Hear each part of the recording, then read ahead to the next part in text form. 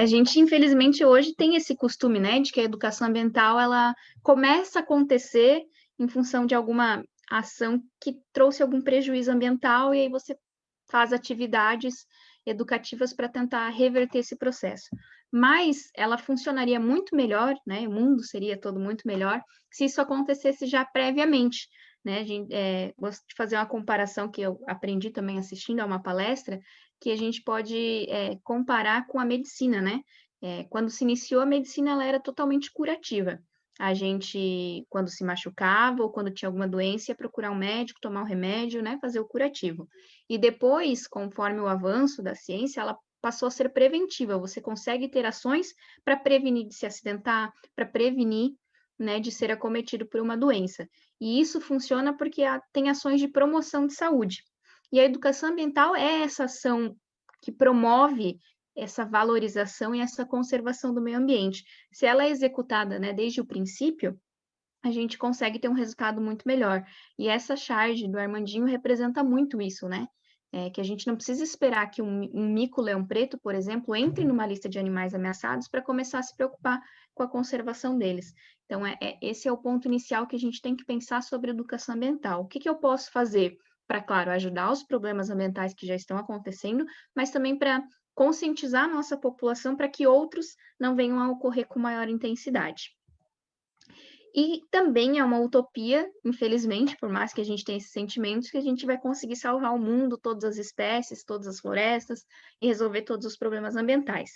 Então, a gente também tem muito esse lema, né, dentro da educação ambiental, que a gente pensa globalmente, a gente pensa como um planeta, né, que tudo está interligado, clima, oceanos, biodiversidade, mas o que a gente pode fazer de atitude é localmente, né? Então, o que localmente a gente pode fazer que vai contribuir para uma ação maior? E é assim que a gente vai trabalhando dentro da educação ambiental. E aí, para já começar quebrando um pouquinho desse gelo, né? Geralmente as pessoas ficam tímidas no começo. Queria propor aqui uma dinâmica que eu fiz também com outro grupo e se mostrou bem interessante. Já que a gente fala muito educação ambiental voltada à questão da biodiversidade, né? Eu vou dar uma letra, quase como uma brincadeira de stop. E aí eu vou pedir para vocês digitarem ali no chat, vou fechar a apresentação por enquanto, nomes de animais que comecem com essa letra que eu vou mencionar para vocês, para a gente ver o que vai surgir. Então, por exemplo, vou fechar aqui para poder ver o chat. Quem está aí presente, escreva aí nomes de animais que comecem com a letra G. Dá uns 30, 40 segundinhos para ver se aparecem respostas.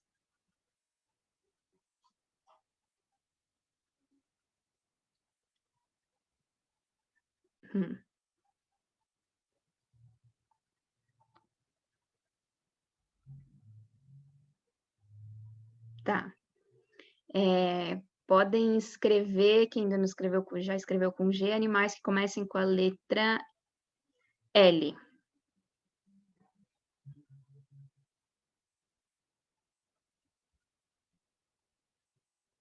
Uhum.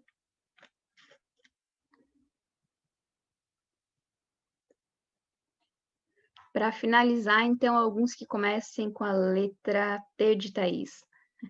Puxar a sardinha.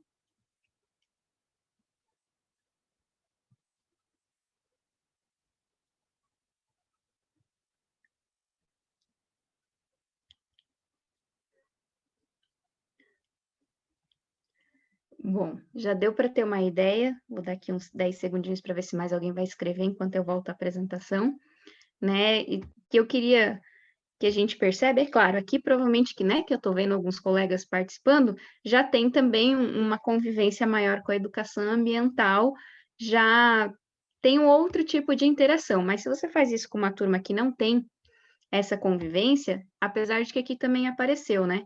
Quantas espécies brasileiras são citadas numa brincadeira como essa? Né? L de cara vem leão, G ninguém colocou, acho, mas achei que iria aparecer uma girafa, né? Então, como a gente não tem o hábito, muitas vezes, quando a gente faz ações ou de forma rápida, o nosso pensamento não se volta para a nossa própria biodiversidade, né? Ele vai para a biodiversidade mais popular, né? Principalmente a africana. no T também apareceu ali o tigre, que eu estou vendo. O Lucas está com problema de escutar o áudio. Só está vendo o vídeo. Will, se você puder dar uma orientação para ele ali no chat, talvez como ele tenta resolver. E outra coisa interessante é que a Jennifer ainda conseguiu resolver essa questão, que é colocar outros animais que não são tão comuns, né, do mundo dos mamíferos. Geralmente é só mamífero que aparece.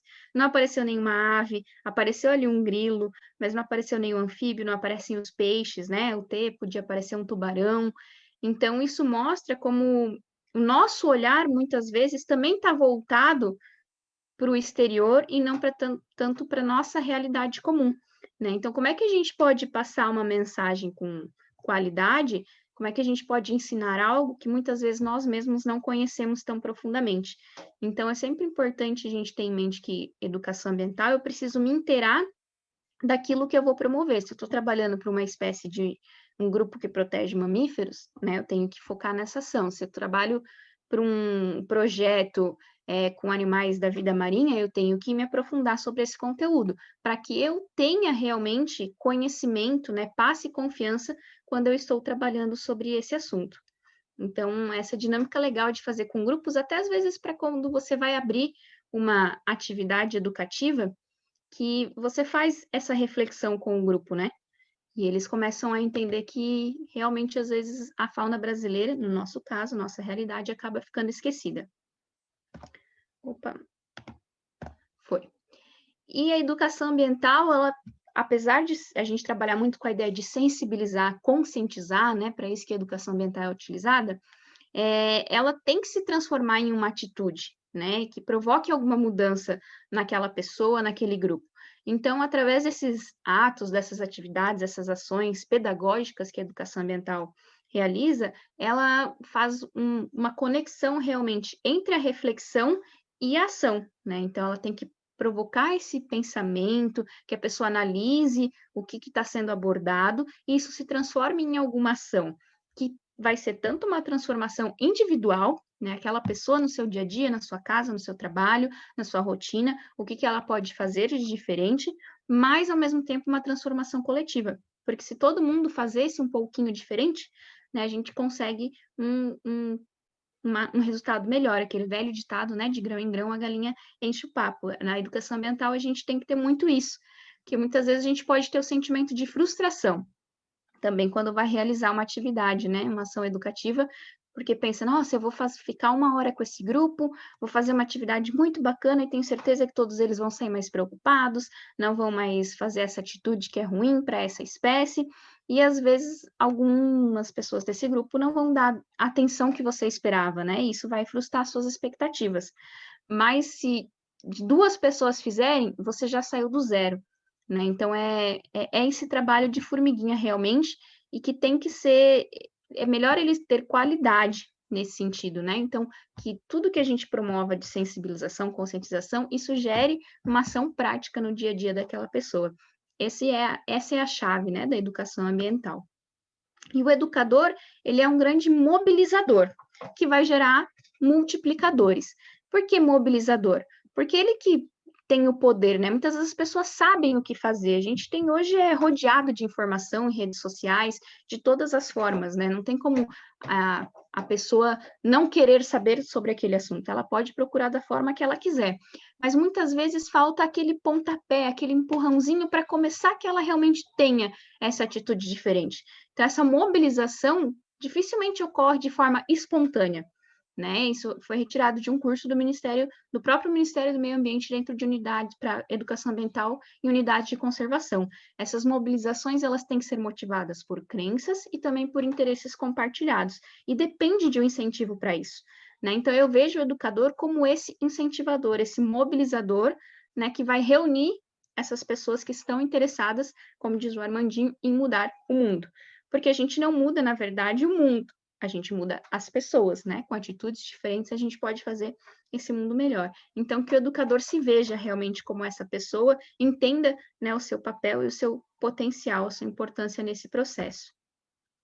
E aí, por onde que a gente começa, tá? Eu saí da faculdade, não tive outra experiência ainda, mas surgiu uma oportunidade, ou eu trabalhava com outra coisa muito diferente, nunca participei de um curso, meu Deus, o que eu faço da minha vida agora? Claro que não, né, não é da noite para o dia, mas uma grande dica para quando a gente vai pensar em uma atividade, um projeto, é sempre começar a trabalhar através do encantamento, principalmente com crianças menores, adultos também, e para qualquer grupo isso faz diferença. Mas imagine para uma criança de 10 anos de idade, que está indo, né, visitar um zoológico, um aquário, por exemplo, e a gente já diga para essa criança que aquela espécie está muito ameaçada de extinção e que se nada for feito ela vai desaparecer para sempre. Mas aquela criança nunca nem tinha visto ou ouvido falar daquela espécie. Ela não tem nenhuma empatia ainda por aquele animal. Então a gente precisa desenvolver esse encantamento primeiro, né? Essa reconexão, que ela passe a entender aquilo como importante, que ela se sinta parte, crie uma identidade, comece a se interessar por aquilo de uma forma diferente, porque isso sim vai promover que ela se preocupe com aquela espécie, com aquele ambiente, com aquilo que a gente quer que ela tenha essa preocupação, né? Então, se a gente já começa pelo lado ruim, né, falando tudo que precisa ser melhorado, sem mostrar o que há de positivo naquela situação, a gente já cria um sentimento de, mas não tem mais nada que eu possa fazer, então, né, para que eu vou me envolver se já está tão ruim assim?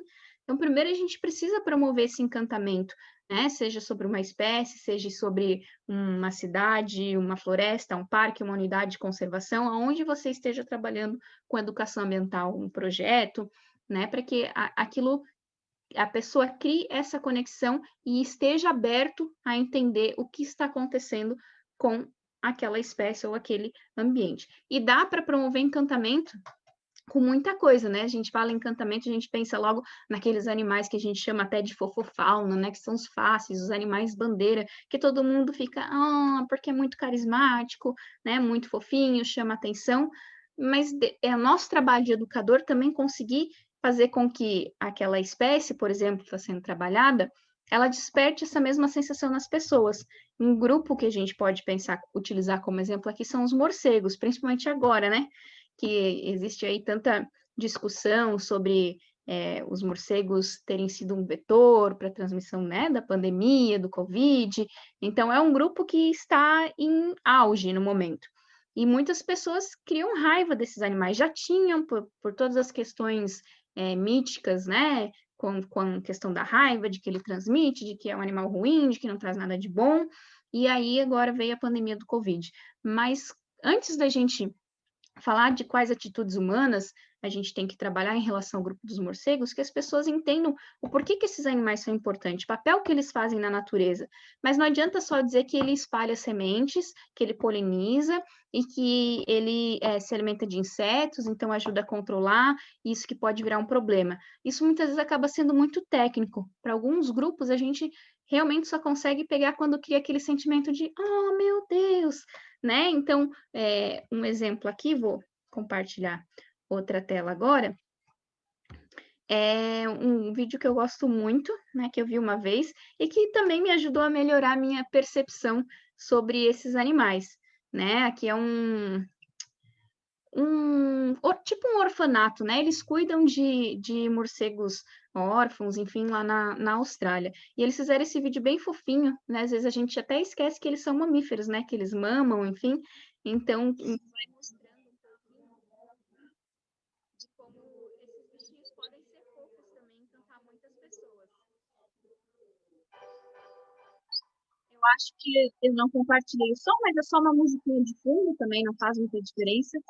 Mas já dá para ver com essas imagens como que a gente pode desenvolver um outro sentimento, um outro olhar para essa espécie.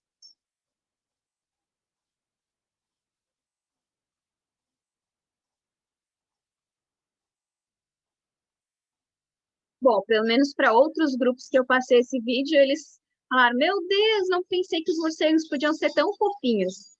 E às vezes, com uma coisa simples como essa, a gente consegue fazer com que eles tenham, né, estejam mais abertos à mensagem que a gente quer passar.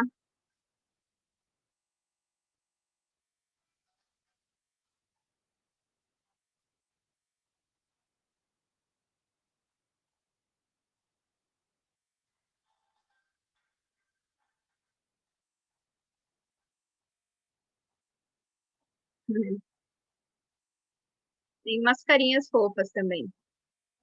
E essa é aquela espécie que, quando adulta, né, fica enorme, passa, sei lá, de 1 metro de comprimento entre uma, né, um braço e outro ali.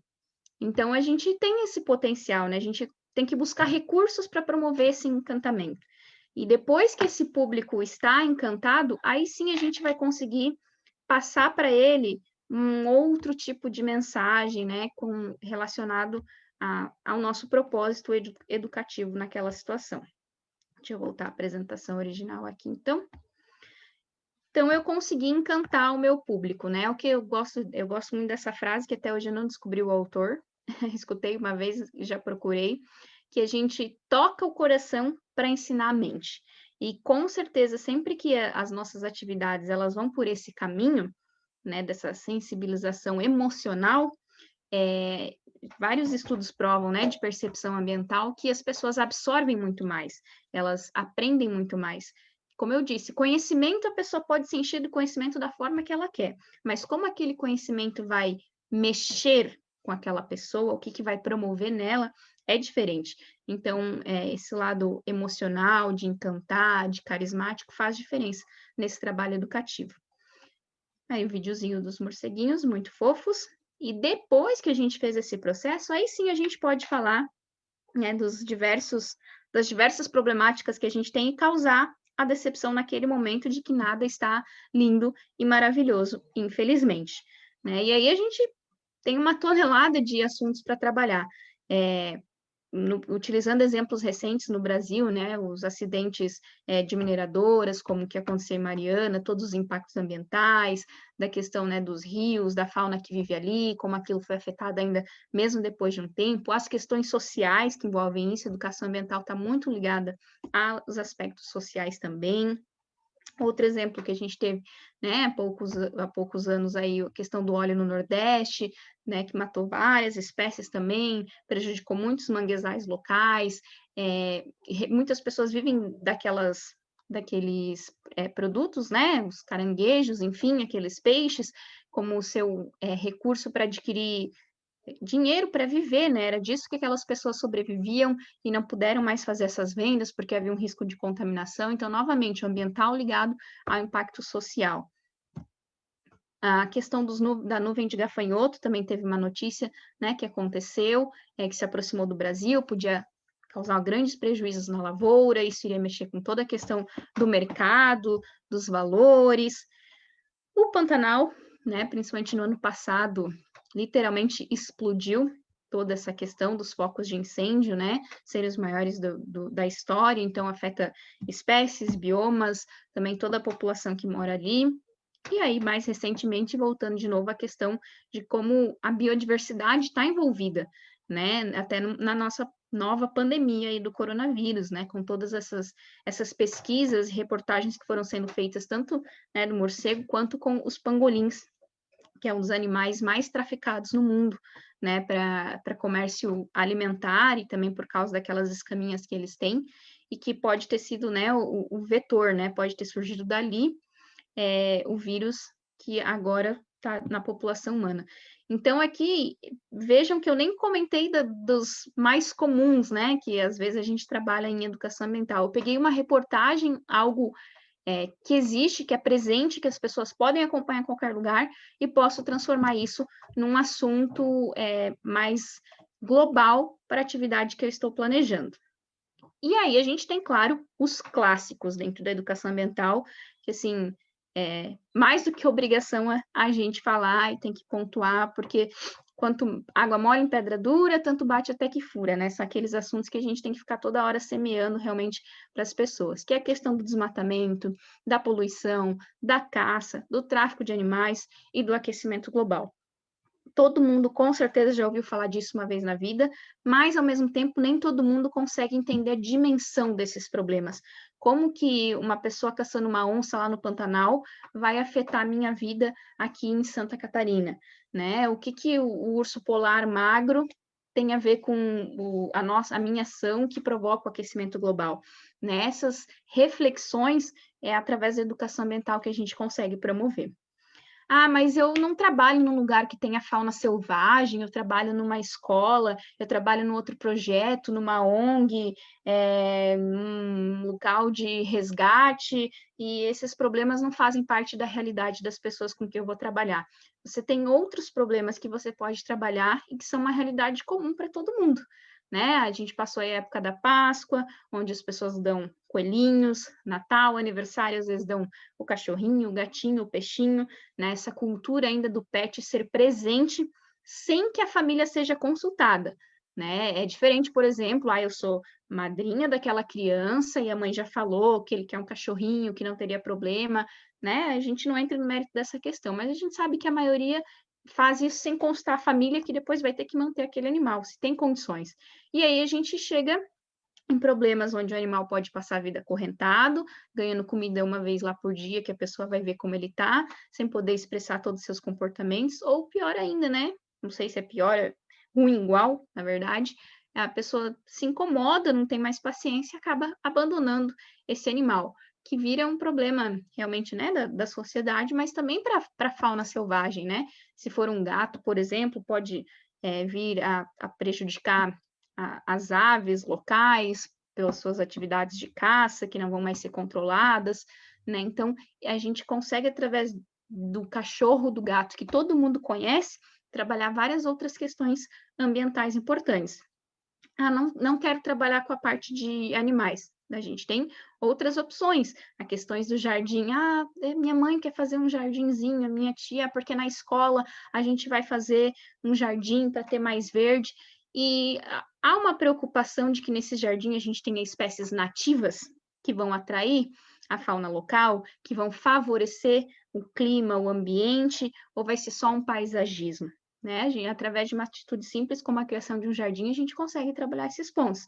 As festinhas de aniversário, né, os descartáveis, a decoração, claro que toda criança quer fazer, né, é uma tradição. A gente também não pode querer que a cultura, tudo que seja cultural, acabe virando um problema e proíba, porque isso nunca cria, né, uma relação positiva. Tudo que é quebrado assim de uma forma de repente, sem uma contextualização, não se traz um entendimento, algo positivo. Mas de que forma que nessas festinhas de aniversário, que toda escolinha, que quase todo lugar às vezes tem um ponto que aloca, né, para que possa ser realizada, isso possa ser mais ambientalmente correto, de uma forma mais harmoniosa.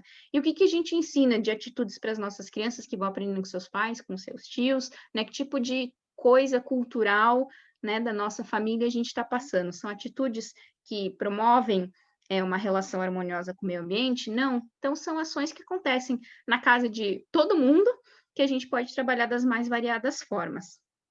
E aí, depois que a gente causou essa decepção, então essa pessoa, ela já se apaixonou por aquela espécie, agora ela entendeu por que aquela espécie está ameaçada, e aí, o que ela faz? A gente tem que mostrar o caminho, a gente tem que apresentar soluções, porque senão a gente vai causar esse sentimento de impotência.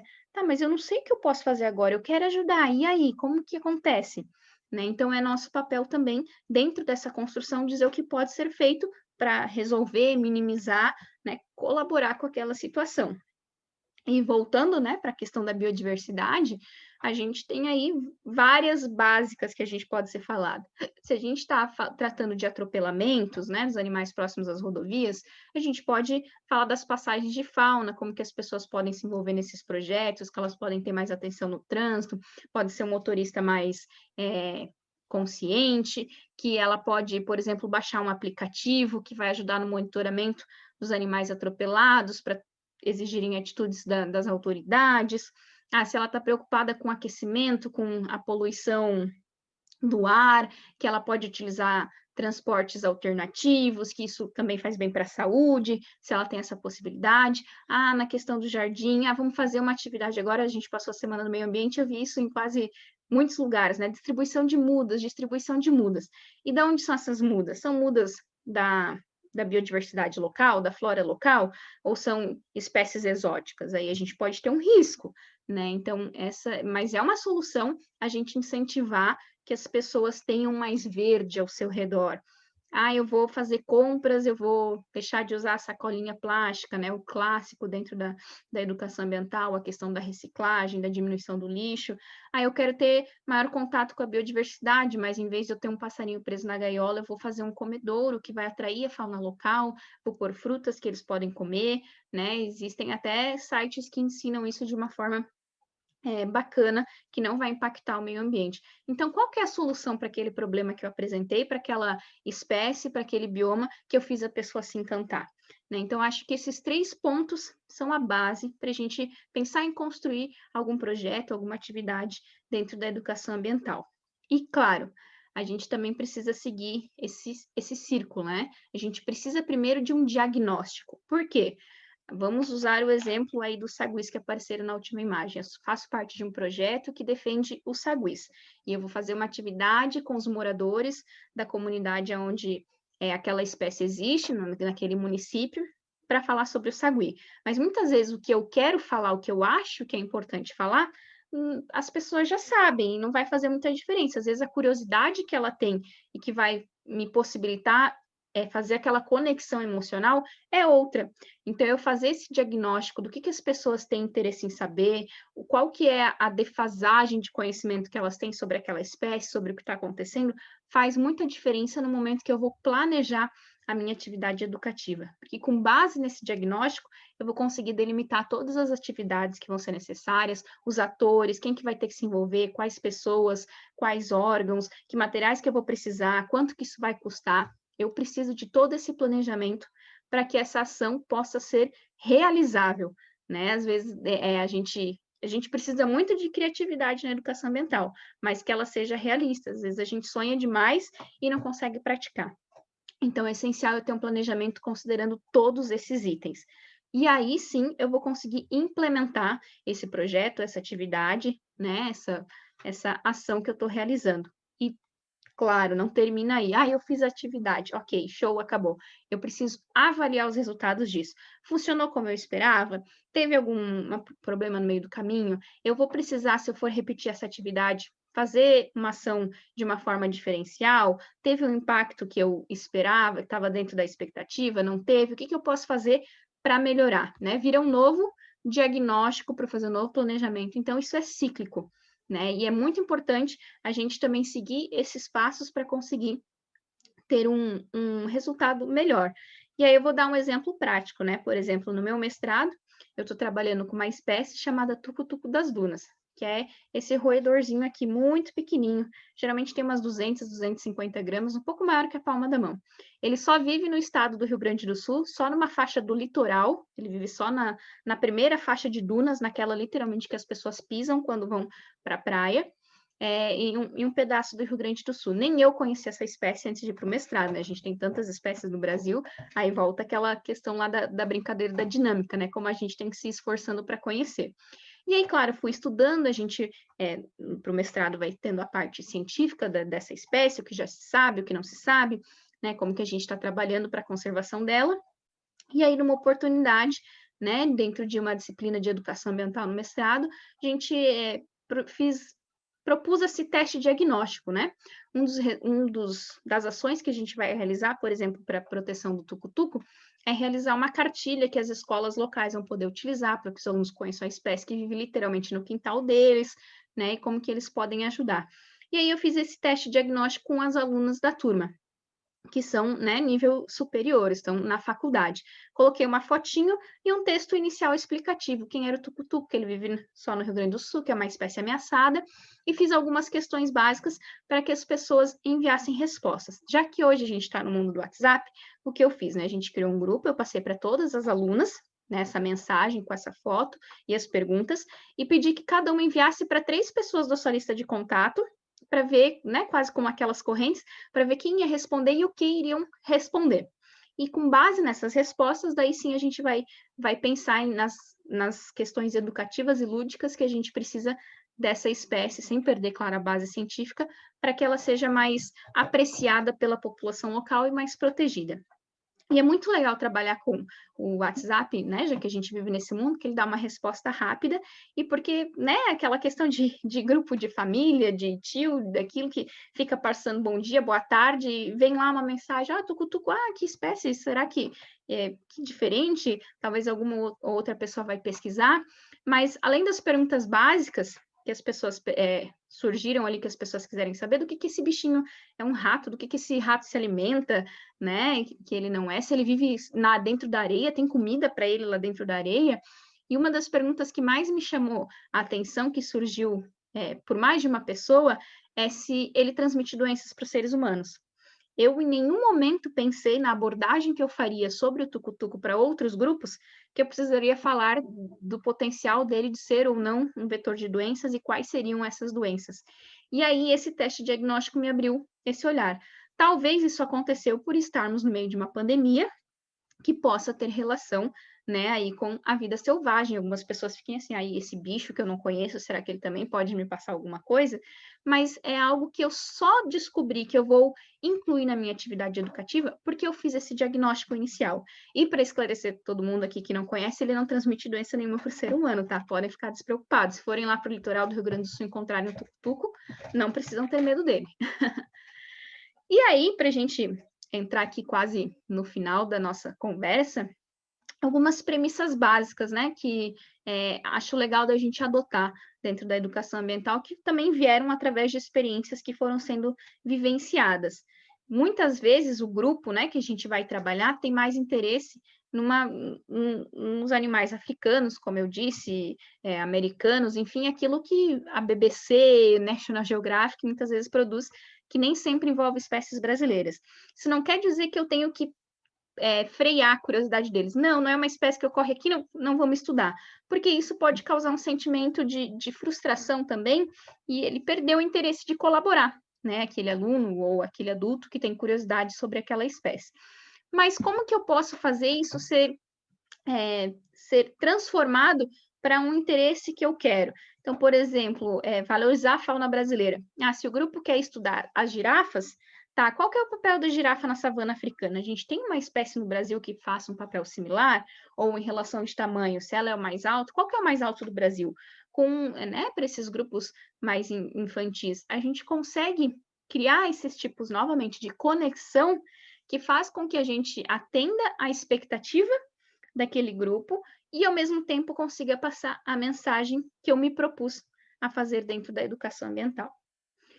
É a questão da reciclagem, que é uma dos mais abordados, né? O clássico dentro da educação ambiental, mas que, ao mesmo tempo, a gente tem que tomar muito cuidado, né? Como sempre gosto de reforçar, a reciclagem é o terceiro dos R's na ordem. Primeiro a gente tem o reduzir e depois a gente tem o reutilizar. Né? Então, a gente tem duas outras ações a serem incentivadas antes do reciclar, que são melhores ambientalmente. E chegando na reciclagem, eu não posso estimular que para que aquele aluno, aquele adulto recicle, ele tenha que ter uma outra atitude que seja comprar aquele resíduo. Já vi muitas escolas, por exemplo, vamos criar um carrinho de reciclável, um bonequinho de reciclável com as crianças, e passa lá a listinha do que vai precisar, um copinho de iogurte, uma garrafinha PET, e muitas vezes, às vezes, a criança não consome aquele produto e a família vai comprar para ter aquele resíduo para utilizar na atividade.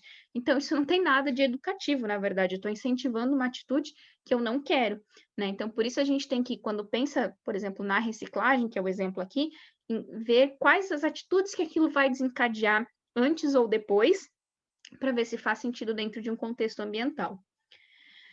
Infelizmente, né, para mim, toda espécie tem o direito de viver só porque tem o direito de viver, assim como a gente, mas para muitas pessoas isso não é suficiente, né? Então, isso aqui também foi tirado de uma atividade que a gente fez com um livro, para alguns grupos, principalmente às vezes adultos ou mais empresariais, né? Se eu estou trabalhando com um grupo de fazendeiros de algum impacto, né, numa espécie de um bioma local, eu preciso abordar a questão de utilidade, economia, o que aquilo vai me retornar financeiramente. Porque se você, né, como está no livro, se você disser a esse fazendeiro que ele não deve limpar a floresta, né? No caso, não deve caçar, não deve desmatar, porque você está fazendo um trabalho de proteger aquela biodiversidade, ele até pode ser simpático, pode, né? Primeiro pode te expulsar dali, ou pode ser simpático e dizer, claro, obrigada por explicar. Mas aquilo não vai trazer uma atitude diferente, né? Ela pode até ter a reflexão, mas não vai ter a ação, a transformação. Agora, se você demonstrar para ele que ele tendo essa atitude de não desmatar, de não caçar, aquele ambiente mais protegido, ele vai conseguir produzir mais alimento, né? Vai ter uma safra maior, vai conseguir ganhar mais dinheiro protegendo esses recursos biológicos, ou seja, isso vai melhorar a vida dele e da família. Talvez por esse ângulo você consiga fazer com que ele tenha uma atitude diferente. Então, por isso é essencial você conhecer o público que você vai trabalhar. Se é criança, se é adulto, se é de uma atividade, são todos de uma atividade em específico, né? A gente precisa saber ver qual que é o interesse daquele público, de que forma que a gente vai conseguir fazer aquela conexão emocional com eles. E sempre que isso envolver visita a algum local, né? No caso zoológico, aquário, uma unidade de conservação, um parque, né? Qualquer ambiente mais natural, uma das atitudes que mais me incomodava como educadora é quando a gente sabe que tem crianças difíceis, né? Mas que a professora, o responsável da turma, utilizava como uma ameaça, um castigo aquela criança ficar ali. Se você não se comportar, eu vou te deixar aqui. Aquilo pode trazer para a criança um sentimento de que o lugar que ela tá não é legal, não é bom, que aquilo é castigo. E ela vai perder o respeito pelo aquele ambiente, né, que ela está vivenciando. Então, essas atitudes novamente, de tentar frear algum comportamento nessa situação ambiental, pode passar uma mensagem errada. Então, a gente tem que tomar muito cuidado com isso. Quando a gente está sendo mediador de um grupo que tem adultos e crianças, talvez uma conversa com esses responsáveis, né, seja importante se eles tiverem atitudes como essas, para que isso não seja promovido, né, seja mais frequente. E todos os momentos podem ser aproveitados para você trabalhar a cooperação e as questões sociais, né? O ambiental está sempre ligado ao social, né? Então, hoje, claro, com a pandemia é diferente, mas se eu vou fazer uma visita a um parque, a um zoológico, e eu vou fazer o lanche com os meus alunos lá, por que eu vou pedir para cada um trazer seu próprio lanche, ou que cada um traga o seu dinheiro para comprar na cantina? Claro, isso envolve outras questões. Ou será que eu posso fazer um piquenique coletivo? Onde os alunos vão compartilhar, eles vão sentar juntos, vão conversar sobre a experiência que eles estão tendo. Porque muitas vezes, né, quando é separado, a gente vê que tem um aluno, tem aqueles grupinhos de aluno que senta lá no cantinho, o aluno que fica separado, né, que tem o lanche diferente, e aquilo pode gerar, não vai gerar interação, pode até gerar um desconforto que não vai ser positivo para a situação. Então, a gente pode aproveitar um momento que faz parte da rotina deles e transformar em algo diferente do que eles vivenciam no dia a dia da escola, por exemplo, que vai ser uma experiência a mais que eles tiveram naquele momento e que pode reforçar algo positivo da situação. E sempre você é o exemplo, né? Que as suas opiniões e percepções pessoais não ultrapassem vamos usar o exemplo de novo da pandemia, a ciência, né? O que a gente sabe sobre aquele assunto e o que é comum, né? Aceito pela comunidade naquela questão, né? Essa tirinha é muito engraçada, né? Esses animais, por exemplo, para grande parte da população, eles são literalmente monstros, né? Não são carismáticos, não trazem uma coisa boa. E às vezes a gente reforça tanto essa mensagem que eles mesmos ficaram com uma crise de identidade, né? Então, se eu estou fazendo uma visita, sendo educadora ambiental de um grupo, e usando o exemplo do zoológico, eu vou passar pelo serpentário, mas eu tenho fobia, eu não gosto de serpentes. Isso pode acontecer, fobias, né? São problemas reais, enfim. Mas eu não posso passar isso para aquele meu grupo de 20 crianças que está comigo. Então, eu disfarço, eu vou atender uma ligação, eu digo que vou ao banheiro para seguir com a outra professora, para que eles possam ter a experiência de conhecer aquelas espécies e criarem as suas próprias percepções e as suas próprias conexões. Porque, principalmente na infância, né, a gente aprende muito mais pelo exemplo do que pela fala. Então, não adianta eu falar que eles têm que proteger uma serpente, se quando ela aparece no pátio da minha escola, eu chamo alguém para matar. Né? Então, são essas atitudes, educação ambiental não é só a palestra, a atividade que a gente está fazendo. São as atitudes que a gente tem ao longo do dia a dia relacionado, né, toda essa questão ambiental, que vão ensinar, às vezes, muito mais só do que eu estar falando. E se a gente se preocupar um pouquinho com tudo isso, né, em encantar para depois decepcionar, mas também apresentar solução, e se eu me preocupar em fazer um diagnóstico para um planejamento melhor, e depois avaliar essa atividade implementada, e um pouco dessas premissas, a gente começa a ter uns resultados bacanas, né? Esse trabalho aqui, eu acho muito bacana, é uma pesquisa que avaliou quase 6.000 pessoas, em 26 zoológicos diferentes, em 19 países. É uma pesquisa conduzida pelo professor Eric Jensen, que tem vários trabalhos, né, para quem quer se inteirar mais nessa área, sobre educação ambiental, percepção, dentro da fauna selvagem, dentro dos zoológicos. E nesse trabalho, ele avaliava, né, a visão antes e depois da visita ao zoológico. E aqui a gente tem uma figura, né, do que a criança desenhou antes, né, 2 arvorezinhas, um passarinho, um ursinho, e aqui pode ser um lago, um gramado, enfim, e depois da visita é como ela melhorou esse olhar sobre a complexidade, sobre todas as conexões que existem naquele ambiente, todas as diferentes espécies, apareceu um inseto, né? Apareceu um grupo de insetos, né? Apareceu um sapinho, apareceram outros animais, um inseto na árvore, né? Então, desenvolvendo essa interação ecológica, uma atividade simples, né? Uma única visita. Imagine que você pode fazer numa ação continuada. E outro mais, né, que é o meu relato preferido, que foi feito em 2013, durante uma palestra na associação, na conferência, né, da Associação Mundial de Zoológicos e Aquários, que é o ASA, onde um garoto, depois de visitar o zoológico e se encantar com os bichos, né, participar da atividade educativa, onde ele recebeu informações sobre conservação, as ameaças da espécie, ele foi para casa e mandou esse desenho para o monitor que atendeu a turma dele, né, que no caso era no zoológico da Disney, que tem um fundo para conservação. Querido fundo de conservação da Disney, eu pedi dinheiro para ajudar os animais de presente de aniversário. Por favor, use este dinheiro para ajudar os animais. Né? Então, no aniversário dele, em vez de se preocupar com os presentes para ele decidiu fazer uma arrecadação para ajudar animais que ele viu durante uma visita, onde ele foi acompanhado por um educador ambiental que realizou esse trabalho. Então, esse é o real poder de conexão que a gente tenta promover, né, dentro de todo esse trabalho, essa empatia, que é o que tem o potencial de fazer as pessoas terem atitudes diferentes e tornar esse mundo melhor, né? Então, como foi colocado nesse texto, talvez isso não mude, né, o mundo todo, mas ajudou o Rising, que é o nome dessa criança, a mudar o mundo dele, né? E é essa mágica que a gente deseja como educador ambiental que seja cada vez mais frequente e possa acontecer. E aí, para a gente terminar a nossa conversa de hoje, essa frase que eu também gosto muito, muitas pessoas já me viram compartilhar em vários outros momentos, né? Que a educação ambiental é esse compartilhamento também. Se você tem uma maçã, eu tenho uma maçã, nós trocamos as maçãs, você e eu continuamos com uma maçã. Mas se eu tenho uma ideia, você tem uma ideia, e a gente troca essas ideias, ambos vão ter 2 ideias. Então, a educação ambiental ela tem que ser essa colaboração, essa cooperatividade, porque com essas ações, nessas novas ideias, a gente consegue promover uma mudança de atitudes. Então, seria isso, né? Agradeço quem ficou aí me ouvindo até agora, foi um prazer. Quem quiser me acompanhar, né, tem aí a Galápagos ou meu perfil pessoal para a gente poder conversar e se aprofundar na educação ambiental.